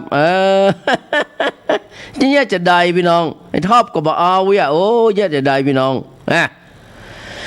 มาดูครับพี่น้องว่าไม่แปลหมายว่าจะแปลความอย่างไรพรรคร่วมฝ่ายค้านนำโดยณัฐพงษ์เรืองปัญญาวุฒิเทงเต้งนะฮะผู้นำฝ่ายค้านหัวหน้าพรรคประชาชนยื่นยติบ่ไว้วางใจนะครับฉบับที่มีการแก้ไขต่อวันมูฮัมหมัดนอมัธาประธานสภาไปแล้วขีดค่าชื่อทักษิณชินวัตรมาใช้คำว่าบุคคลในครอบครัวแทนล่าสุดวันนอได้บรรจุลงในวาระการประชุมแล้วพรรคประชาชนมีชายหนังตัวอย่างดิวแลกประเทศแน่นะฮะที่จะใจซักฟอกนายกแพทองทานนะครับ18เดือนภายใต้รัฐบาลที่ดิวกันบนผลประโยชน์ของชนชั้นนำคือคนบางคนได้ปิกบ้านดิจิตอลวอลเล็ตกลายพันธุ์เศรษฐกิจโตต่ำรั้งท้ายอาเซียนปัญหาปากท้องแก้รัฐธรรมนูญไร้ความคืบหน้านะครับรอติดตามจะเข้มข้นสมกับตัวอย่างที่ฉายไว้หรือไม่บอกเลยครับจะเป็นการชืดสิ้นดีแล้วเขาก็จะมีนะครับเขาเรียกว่าเด็กละอ่อนเลี้ยงแกะนักขนาดพี่น้องนะซึ่งตะวันนี้ได้หานท่านนายกแพทองทานเปิ้นออกมาแล้วครับบอกว่าโอ้มันก็มามีหยังคนเฮาก็ธรรมดาการที่จะไปอภิปรายคนอื่นจะมาชื่นชมยินดีนั้นมันเป็นไปบ่ได้เพื่อก็ตั้งเรื่องให้มันน่าสนใจน่าติดตามมันเป็นเรื่องธรรมดาเฮามามีหยังขอให้มันตรงกับกฎหมายถูกต้องตามกฎหมายก็ว่าไปตามนั้นเตอะใครถามยังก็ถามมาข้าเจ้าจะตอบหูเจ้าเองเนี่ยอันนี้ท่านนายกแพทองทานเป็นว่าไว้นะก็ไปดูในรายการของบักบั่นบุญเลิศ รายการนี้ก็น่ายังใจได้อยู่นะครับดีกว่าถ้าอู้ว่าช่วงนี้นะดีกว่ารายการตั้ง PTV 36ซึ่งเป็นทีวีของจตุพรทีวีของอิทธิพร ทีวีของพลดอนนะครับทีวีของหลายต่อหลายคนที่เป็นปฏิปักษ์ต่อรัฐบาลนะพี่น้องนะฮะไอทีวีช่องนี้มันดึงเอามาออกเพราะวันนี้พื้นที่ข่าวก็มันนะครับพี่น้องดังนั้นวันนี้ท่านนายกทักษิณนี่ก็นะครับยังเป็นสทรนะครับที่สามารถจะเขาเรียกว่า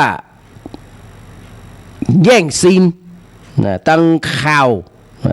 ไปหมดนะครับขยับตัวไปหน่อยไปที่ใดก็เป็นข่าวอย่างเงี้ยก็เป็นข่าวพี่น้องไปทางใดก็เป็นข่าว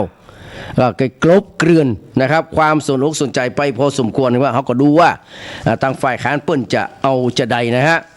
ทางฝ่ายทางรัฐบาลพรรคอื่นนะครับเมื่ออภิปรายท่านนายกแล้วนี่มันไม่มีทางครับที่นายกจะต้องไปอันนี้กูเรื่องครับมันก็ต้องเป็นเรื่องของกระทรวงทบวงกรมรัฐมนตรีต่างๆมันก็มีอยู่นะครับมันต้องพาดพิงไปถึงเปิ้ลก็ต้องออกมาตอบเนาะเปิ้ลก็ต้องออกมาตอบนะครับอันนี้หันท่าจะยากพอสมควรนะครับเวลาที่ฮื้อไปผมว่าถ้าใจบดีนะมันจะโดนเขาเรียกว่าอย่างหน่วยองครักษ์พิทักษ์นายกนะครับซึ่งก็มีนักพอสมควรนะครับที่จะเป็นหน่วยเขาเรียกว่าบั่นทอนกำลังบั่นทอนสมาธินะครับของฝ่ายค้านมันมีทุกยุคทุกสมัยครับเป็นเรื่องธรรมดาเลยเป็นเรื่องธรรมดานะครับถ้าว่าอภิปรายอยู่ในกรอบนะว่าไปเรื่อยนะครับจะเอาแค่ความมันความสะใจเพราะว่านะครับมันก็จะเสียเวลาแต่ถ้าอภิปรายได้เนื้อนี่มันจะได้เป็นประโยชน์นะผมฝากฝ่ายค้านไปด้วยครับผมก็ดูนะครับผมเชื่อว่าจะเห็นชอบเห็นตัวกับรัฐบาลนี้ทุกอย่างนะเรื่องการแจกตังก็ตามแต่นะครับผมซึ่งมันจะเข้าลุกเข้าป่าเข้าดงไปเรื่อยๆนะเอาส่งเขาที่เปิ้นด่าหัวนะครับส่วนควรถามว่าเพื่อสมควรจะด่าก็มันก็สมควรด่าแหละครับ แต่เขาบัติดใจครับเพราะผมได้ผ่านมิติเรื่องที่จะได้รับเงินหมื่นไปเรียบร้อยแล้วผมชี้แล้วก็แหวกแนวไปเรียบร้อยแล้วว่าผมนะครับไม่มีสิทธิ์ได้รับเงินหมื่นตรงนี้บอกว่าจะกรณีใดๆนะก็ไปตรวจสอบสถานภาพเองกันแล้วกันนะมาดูครับเขตทหารห้ามเข้าอำนาจทหารห้ามแตะพี่น้อง วันก่อนที่ประชุมรัฐสภาเพิ่งจะมีมติเสียงข้างมาก415ต่อ163นะฮะเป็นสสฝ่ายค้านฝ่ายรัฐบาลครับสวสีน้ำเงินร่วมหัวกันนะครับรวมหัวกันคว่ำร่างแก้ไขพระราชบัญญัติประกอบรัฐธรรมนูญนะครับว่าด้วยการป้องกันและการปราบปรามการทุจริตที่เสนอโดยวิโรจน์ลัคนาดิศรนะครับลัคนาดิศรสสบัญชีรายชื่อพรรคประชาชนมีหลักการสำคัญคือโอนคดีทุจริตและประพฤติมิชอบของคนในกองทัพจากศาลทหารไปที่ศาลอาญาคดีทุจริตประพฤติมิชอบหรือศาลพลเรือนแต่การแก้ไขในชั้นกทมโดยกทมเสียงข้างมากแก้ไขในรายละเอียดฮื้อคดีทุจริตและประพฤติมิชอบส่วนของกองทัพฮื้อศาลทหารยังมีเขตอำนาจพิจารณาพิพากษาคดีกับผู้ถูกกล่าวหาโดยฮื้ออัยการสูงสุดเป็นอัยการทหารตามกฎหมายว่าด้วยธรรมนูญนะครับศาลทหารตัดอำนาจของศาลอาญาคดีทุจริตและประพฤติมิชอบออกไปนะ บ้านนี้ก็ฮู้ว่าไผ่ใหญ่อยู่นะครับมาดูความเห็นของคุณณรงค์ทัพทิมใสนะครับตัวแทนสำนักงานศาลยุติธรรมกมท.หรือว่ากรรมาธิการเสียงข้างน้อยแจ้งว่าศาลยุติธรรมมีจุดยืนชัดเจนพิจารณาคดีทุจริตประพฤติมิชอบทุกประเภทในศาลคดีอาญาทุจริตและประพฤติมิชอบเพื่อต้องการให้การพิจารณาคดีดังกล่าวบรรลุการค้นหาความจริงด้วยระบบไต่สวนแสวงหารวบรวมเพื่อได้มาซึ่งข้อเท็จจริงพยานอย่างรอบคอบอย่างครบถ้วน รอบด้านมีประสิทธิภาพรวดเร็วเสมอภาคเป็นธรรมสอดคล้องกับหลักความเสมอภาคของกฎหมายและอิสระของตุลาการที่นานาอารยประเทศยอมรับสำคัญคือสสเพื่อไทยยกมือคว่ำกันแน่สลอนยกเว้นชนละแน่นสีแก้วคนเดียวเนี่ยเปิดเกิดบอกว่าโอ้อย่างอี้แล้วจะมาบอกปฏิรูปกองทัพหน้าง่าวมันว่าอย่างไรฮะอันนี้ผมว่าคนเดียวเขาหน้าง่าวเลยนะสสเพื่อไทยหน้าง่าวอย่างนี้นะก็ว่าอย่างครับนะผมจะว่าแล้วคุณมีอย่างมาแก้ก็แก้มานะครับแต่งานนี้ผมบอกว่าคุณหน้าง่าวนะฮะนี่แหมกวาระแฝงพี่น้องเมื่อประชุมวุฒิสภานะครับอย่างที่ผมว่าเมื่อกี้นะครับตีตกชื่อสิริพันธ์นกสวนสวัสดีณสวนส้มนะครับแล้วก็ชาตรีอัจจนานันท์ที่ได้รับการเสนอชื่อให้ดำรงตำแหน่งตุลาการศาลรัฐธรรมนูญสมฉายาเนวิเกเตอร์ของแทร อันนี้ก็ว่ากันไปเนี่ยประเทศไทยเรานี่มันใกล้ถึงจุดวิบัติทุกทีแล้วพี่น้องขอบคุณท่านพระครูสมุวิศวัตรปรกิจโจนะครับเพื่อจะถ่ายหรือว่าลิงก์เสียงสัญญาณจาก 92.50 เมกะเฮิรตซ์นะครับไปที่ 104.5 จนถึงเวลาบ่าย 3ตอนนี้บ่าย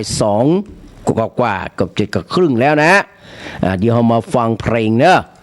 นะครับฟังเพลงที่ตังพี่น้องแม่ช่องขอมาเนาะจูบมัดจำนะฮะจูบมัดจำจูบมัดจำนะครับทูลทองใจแล้วก็รอยรักในอารมณ์นะสายันสัญญาหอมพองเนินนะครับแล้วก็เพลงของ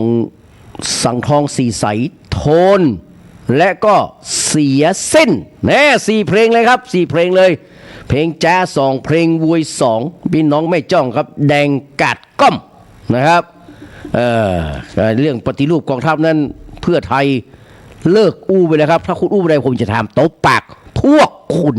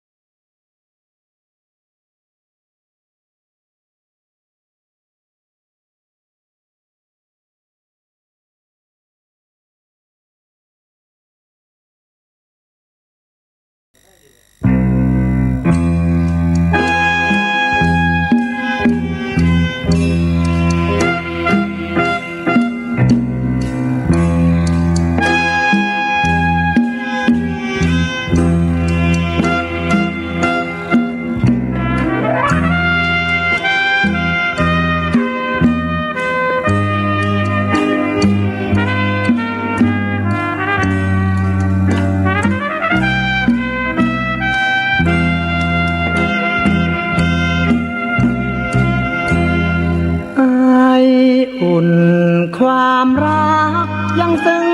สลักอยู่บนหมอนร่องรอยที่ยกนอนยังอุ่นยังร้อนมิจางห่างหายกลิ่นเนื้อน้องยังฝังใจมิคลายประหนึ่งว่ามีโชมชายยังชิดใกล้กายทุกวันความสุขความฝันไม่นึกว่ามันจะกลับกลายที่ยังเฝ้าเสียได้จะเปรียบก็คล้ายนิยายเสกสรรบัดนี้น้องคงพะวงเหมือนกันเราจากกันไปเหมือนฝันรักเราดูสั้นเหลือใจรอยรักยังทรมานปวดใจอยู่นานหัวอกสถานมองไม่หลับ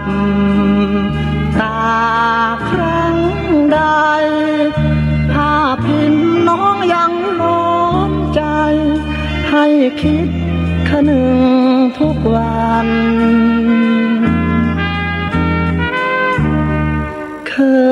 ยกอดเคยรัก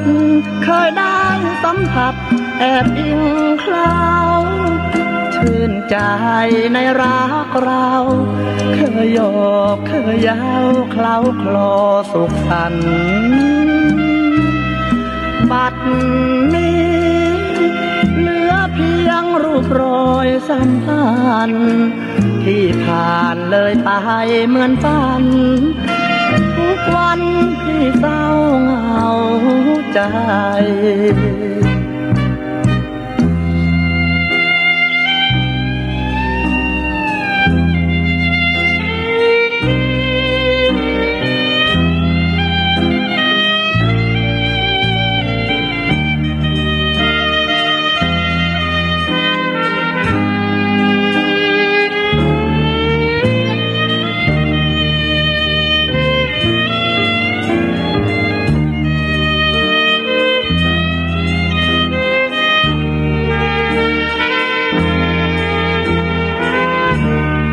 เคยกอดเคยรักเคยได้สัมผัสแอบอิงเคล้าชื่นใจในรักเราเคยโยกเคยยาวเคล้าคลอสุขสันต์บัดนี้เหลือเพียงรูปรอยสัมพันธ์ที่ผ่านเลยไปเหมือนฝันทุกวันที่เศร้าเหงาใจ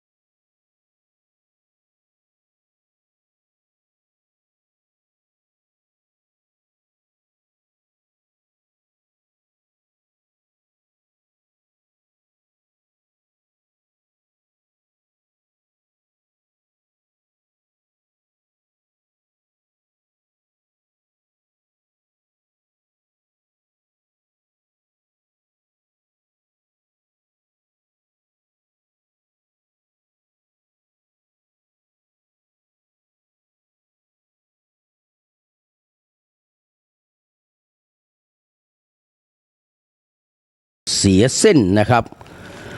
ของสังทองสีใสนะครับนักร้องรูปหล่อ ใจดีนะพี่เปียกสีเหลานะครับเป็นข่าวดีครับพี่น้องนะครับหลังจากที่เราดูเครียดกันมานานนะครับท่านมหาวิษณุจารุธรรมโมบอกว่าปวดหัว กินยาแก้ปวดพารานะครับในกรณีที่กรมธนารักษ์นะครับไอตัวแสบนะครับกรมธนารักษ์นี่นะครับใครเป็นอธิบดีกรมธนารักษ์ก็เตรียมตัวเข้าคอกของพี่น้องประชาชนได้เลยนะครับเพราะว่าจะดันทุรังขึ้นทะเบียนพุทธมณฑลให้เป็นที่ราชพัสดุนะครับวิญญาณของเงินจอมพลปวิญญาณของจอมพลเปรมได้ยินนี่คงจะไปหักคอขว้างพี่น้องวันนี้ชาวพุทธเฮครับเปิดคำพิพากษาศาลปกครองห้ามกรมธนารักษ์ขึ้นทะเบียนพุทธมณฑลเป็นที่ราชพัสดุครับวันนี้นะครับวันที่19มีนาคม2568นะครับณห้องพิจารณาคดี6ชั้นนะครับ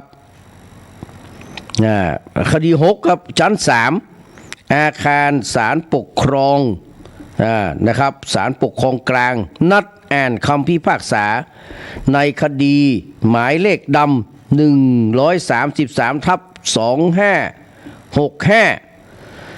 ระหว่างสำนักงานพระพุทธศาสนาแห่งชาติผู้ฟ้องคดี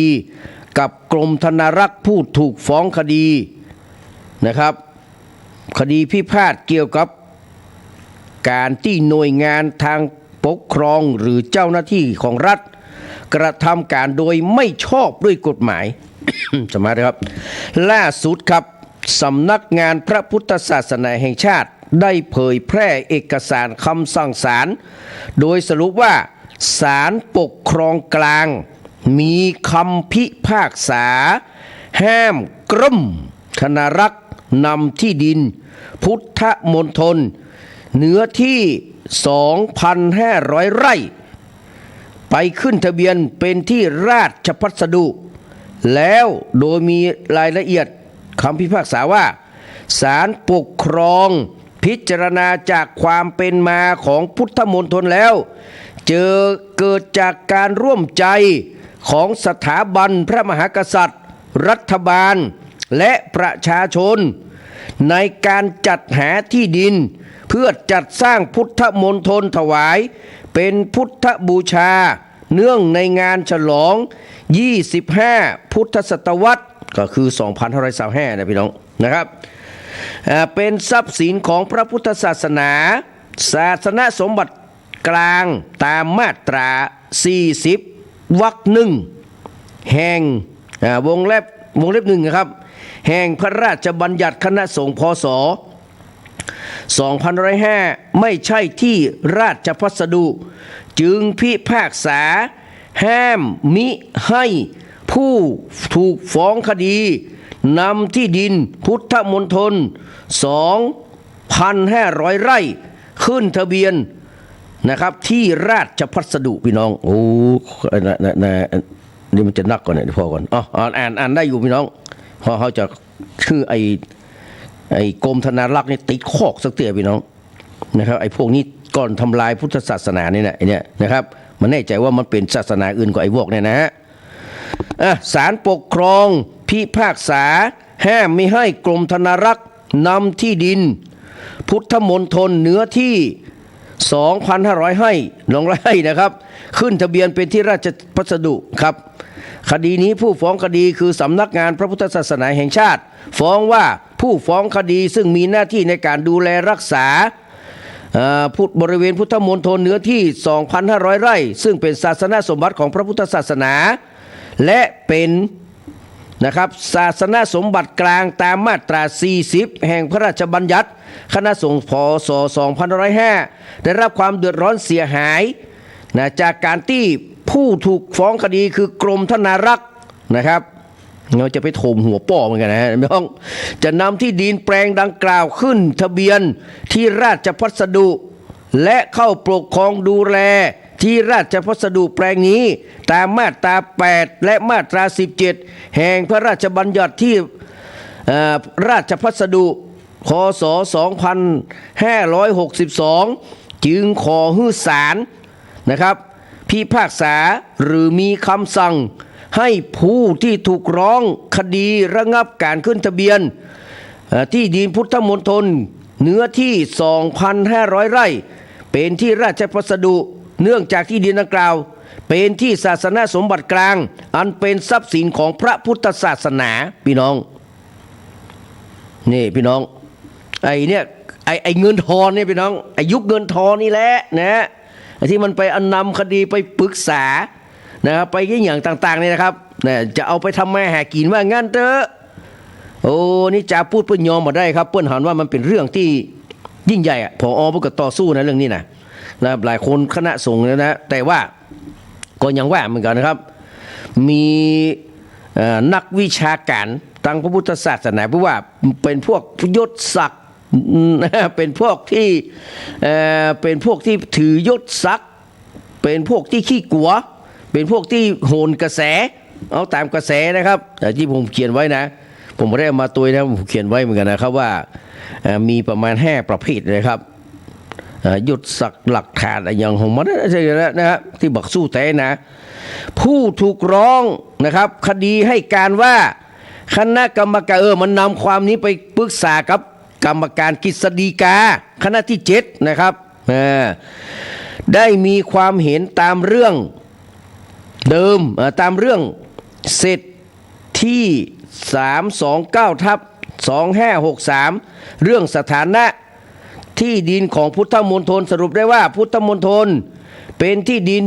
ที่ใช้ในกิจการของรัฐด้านพุทธศาสนาและวัฒนธรรมการใช้พื้นที่มีความหลากหลายไม่ได้จำกัดเฉพาะกิจการของคณะสงฆ์หรือพระศาสนาเท่านั้นและการดำเนินการสร้างพุทธมณฑลในอดีตได้ผ่านการพิจารณาของคณะรัฐมนตรีมาโดยตลอดโดยใช้นะครับการบริหารราชการแผ่นดินรวมทั้งคณะรัฐมนตรีได้แต่งตั้งคณะกรรมการขึ้นมาหลายชุดเพื่อดำเนินการเกี่ยวกับการสร้างพุทธมณฑลแม้การใช้ประโยชน์พุทธมณฑลจะมีลักษณะเปิดกว้างไว้สำหรับเพื่อบริการประชาชนทั่วไปก็ตามแต่พุทธมณฑลไม่ได้จัดสร้างขึ้นเพื่อประโยชน์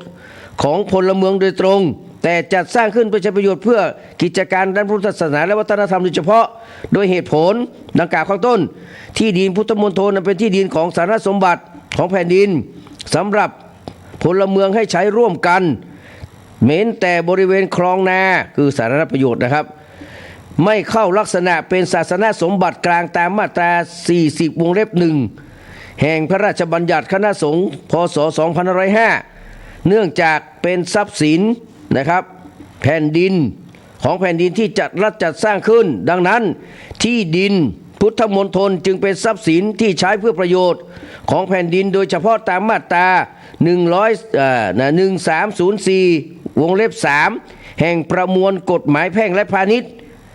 ที่เป็นราชพัสดุมาตรา 4 แห่งพระราชบัญญัติที่ราชพัสดุพ.ศ. 2518เป็นที่ราชพัสดุตามมาตรา 6 นะครับวงเล็บ 2 แห่งพระราชบัญญัติที่ราชพัสดุพ.ศ. 2562เว้นแต่บริเวณคลองนาสาธารณประโยชน์นะครับที่เป็นทรัพย์สินของแผ่นดินสำหรับพลเมืองใช้ร่วมกันสำนักงานธนารักษ์พื้นที่จังหวัดนครปฐมจึงได้ดำเนินการสำรวจรังวัดและจัดทำแผนที่แสดงรายละเอียดใช้ประโยชน์ที่ราชพัสดุแปลงพุทธมณฑล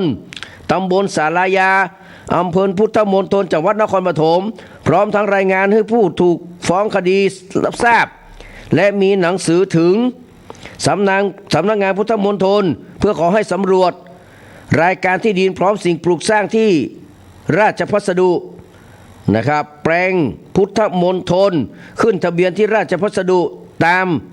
แบบรายการส่งรับที่พัสดุขึ้นทะเบียนแบบทร0304จัดส่งให้สำนักงานธนารักษ์ครับพื้นที่นครปฐมเพื่อดำเนินการรับขึ้นทะเบียนที่ราชพัสดุต่อไปเอาละพี่น้อง ศาลปกครองกลางพิจารณาแล้วเห็นว่าคดีนี้ข้อเท็จจริงปรากฏว่า พุทธมณฑลไอ้ธนรักษ์มึงฟังไว้ พุทธมณฑลสร้างขึ้นตามเจตนารมณ์เพื่อเป็นอนุสรณ์ในการเฉลิมฉลองงาน25พุทธศตวรรษโดยพิจารณาได้จากปูชนียสถานที่สร้างขึ้นในพุทธมณฑลล้วนแต่เกี่ยวข้องกับพระพุทธศาสนาทั้งสิ้นส่วนการจัดหาที่ดินนั้นพระบาทสมเด็จพระบรมชนกาธิเบศรมหาภูมิพลอดุลยเดชมหาราชบรมนาถบพิตรทรงพระกรุณาโปรดเกล้ารับซื้อที่ดินของทรัพย์สินส่วนพระมหากษัตริย์จำนวน135 ไร่เพื่อถวายเป็นพุทธบูชาทั้งได้มีประชาชนผู้เลื่อมใสศรัทธาบริจาคเพื่อซื้อที่ดินถวายเป็นพุทธบูชาและร่วมสมทบในการสร้างพระพุทธรูปและพระพุทธมณฑลแล้วเป็นจำนวนเงิน2,764,256 บาท82 สตางค์รวมทั้งพระท่านอูนุนายกรัฐมนตรีพม่าได้มอบเงินจำนวน50,000 จัดนอกจากนี้ยังมีรายได้จากการจำหน่ายพระเครื่องพระพุทธรูปสแตมป์ปฏิทินและเสมาที่ระลึกโดยเป็นการร่วมแรงร่วมใจในการจัดสร้างพุทธมณฑลตามนโยบายของรัฐบาลอีกด้วยจนรวบรวมที่ดินได้จำนวน 2,205 ไร่96 ตารางวาที่ดินที่ได้มาดังกล่าวจึงถือได้ว่าเป็นทรัพย์สินที่มีผู้ถวายให้แก่พระศาสนาแต่ปรากฏว่ายังขาดอีกจำนวน294 ไร่3 งาน4 ตารางวาจึงจะครบ2,500 ไร่ตามที่กำหนดไว้รัฐบาลจึงได้มีการเวรคืนที่ดินจำนวนที่ยังขาดอยู่แต่ก็เพื่อให้ดำเนินการจัดสร้างพุทธมณฑลจนสำเร็จลุล่วงตามเจตนารมณ์เท่านั้นหาได้มีวัตถุประสงค์ที่จะนำที่ดินไปใช้ประโยชน์ของแผ่นดินโดยเฉพาะเพื่อประโยชน์ทางราชการตามกฎหมายแต่อย่างไรกรณีต้องถือว่าเป็นเจตนารมณ์ทั้งของสถาบันพระมหากษัตริย์รัฐบาลและประชาชนชาวไทยจัดซื้อและจัดหาที่ดินจำนวน 2,500 ไร่จัดสร้างพุทธมณฑลเพื่อเป็นถวายเป็นพุทธบูชาและอุทิศให้พระพุทธศาสนาดังนั้นที่ดินพุทธมณฑลจึงเป็นทรัพย์สินของพระศาสนาเมื่อได้พิจารณาตามข้อเท็จจริงดังกล่าวแล้วจึงรับฟังเป็นยุติว่าพุทธมณฑลเป็นพุทธสถานที่ตั้งขึ้นเพื่อประโยชน์ในทางพระพุทธศาสนาประกอบกับเมื่อได้วินิจฉัยแล้วว่าที่ดินพุทธมณฑลเป็นทรัพย์สินของพระศาสนาและเมื่อที่ดินดังกล่าวมิใช่ของวัดใดวัดหนึ่งดังนั้นที่ดินพุทธมณฑลจึงเป็นศาสนสมบัติกลางตามมาตรา46 วงเล็บ 1แห่งพระราชบัญญัติคณะสงฆ์พุทธศักราช2484ซึ่งเป็นกฎหมายที่ใช้บังคับอยู่ในขณะที่จัดตั้งพุทธมณฑลและตามมาตรา40 วรรค 1แห่งพระราชบัญญัติคณะสงฆ์พ.ศ. 2505ซึ่งเป็นกฎหมายที่ใช้บังคับอยู่ในปัจจุบันที่มีผู้ฟ้องคดีเป็นผู้ดูแลและจัดการรวมทั้งเป็นเจ้าของตามมาตรา40 วรรค 2แห่งพระราชบัญญัติดังกล่าวอันเป็นที่ดินที่มีกฎหมายเฉพาะบัญญัติยกเว้นไว้ ไม่ให้ถือเป็นที่ราชพัสดุไอ้กรมธนารักษ์มึงฟังไว้ทั้งนี้ตามมาตรา7 วงเล็บ 7 แห่งพระราชบัญญัติที่ราชพัสดุพ.ศ. 2562 เมื่อได้นิวิจัยแล้วว่าที่ดินพุทธมณฑลเป็นทรัพย์สินของพระศาสนาอันเป็นศาสนสมบัติกลางมิใช่ที่ราชพัสดุตามกฎหมายที่ราชพัสดุฉะนั้นผู้ถูกฟ้องคดีจึงไม่มีอำนาจหน้าที่ตามมาตรา17มาตรา18และ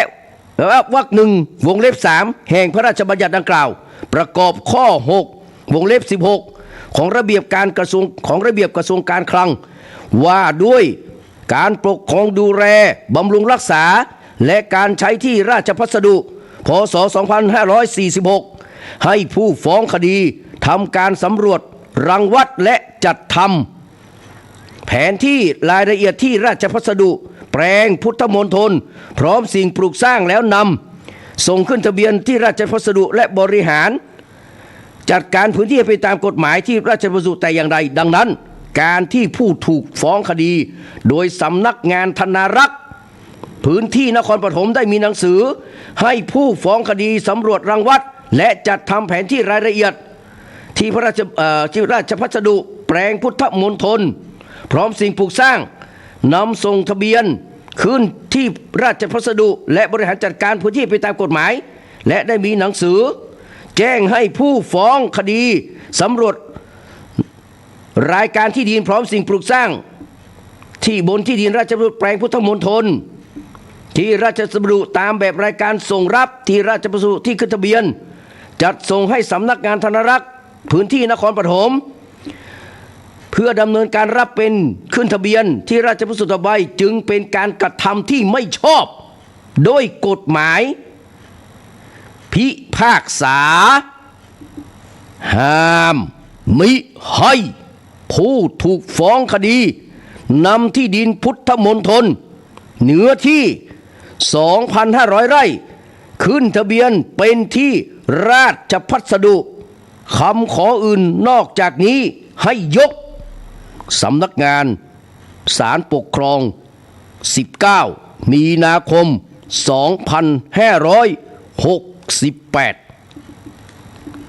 เรียบร้อยแล้วพี่น้องนะครับ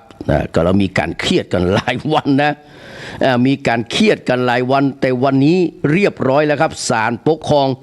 เปิ้นสั่งมาแล้วว่าเอ้ยแยงเนอบันธนารักษ์ไอ้ธนารักษ์นครปฐมนะไม่ใช่ไปปรึกษาไอ้สว ไอ้สวกิติศักดิ์มาแก้วนะครับวันนั้นไปวัดบางบานผมหอมสักบาทนะครับพอหันหน้าไอ้กิติศักดิ์แล้วผมหมดอารมณ์ในการทำบุญพี่น้อง มันได้อย่างเงี้ยเนี่ยนะโอ้น้ำตาลาไซนะพี่แอมเนาะได้ฟังแน่แน่ใจเย็นเย็นป้าฟองก็ฟังอยู่เนาะป้าฟองเนาะอนุโมทนาสาธุเด้อเดี๋ยวได้ฟังเพลงตามนี้กกุยากสอน